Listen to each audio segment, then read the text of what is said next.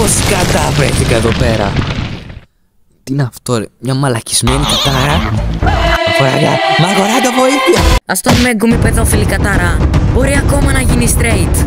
Είπαμε έχω φανς αλλά όχι κι έτσι. Δεν σου δίνω αυτόγραφο.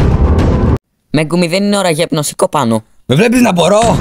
Τότε θα το κάνω μόνος μου άχρηστε. Γιούτσι, ποτέ με γίνεις γκέι. Δεν ξέρω που κολλάει αυτό αλλά δεν θα γίνω. Αυτή η κατάρα βαράει πιο πολύ και από τον πατέρα. Γιούτσι δεν είναι ώρα να σκεφτεί το σεξουαλιτή σου, θα σε φάει. Πώς βρέθηκε εδώ αυτή η πουτσα? Άμα το φάω θα γίνω σαν τον Ναρούτο. Τι λες ρε πούστη. Είσαι αμαία ρε εσύ. Έφαγε το καφλί του Σουκούνα. Τώρα θα γίνεις σαν τον Ναρούτο. Ντάντε μπαϊό!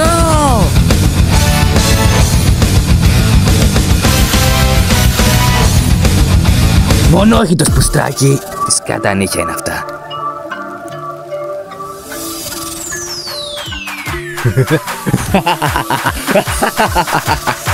Μετά από 400 γαμημένα χρόνια επέστρεψα. Δοξάστε με αδύναμα μυρνίκια. Ο βασιλιάς των κατάρων επέστρεψε.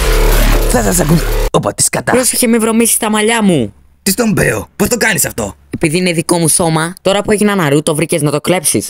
Τι είπες ρε κολόπεδο? Σταμάτησε και οι δύο. Γιούτζι Ταντόρι, έχεις το μεγαλύτερο χωμοσέξουαλο μέσα σου. Είμαστε εξωτήσιμο τον Μαγοράγκα. Λοιπόν, ποιος έφαγε το καβλί του Σούγονα? Αν εννοείς αυτό το κόκκινο πράγμα που με κάνει Ναρούτο, εγώ ήμουνα. Και τι γεύση είχε? Πιο πολύ σαν φρυζόλα έμανα με λάβα. Κάτι ενδιάμεσο. Τώρα θα σε πάρουμε στο υπόγειο. Μέγκουμι, πάνε κάνε χώρα στο υπόγειο. Δεν έχεις αρκετά παιδάκια εκεί μέσα ρε διαστραμμένε. Ποτέ.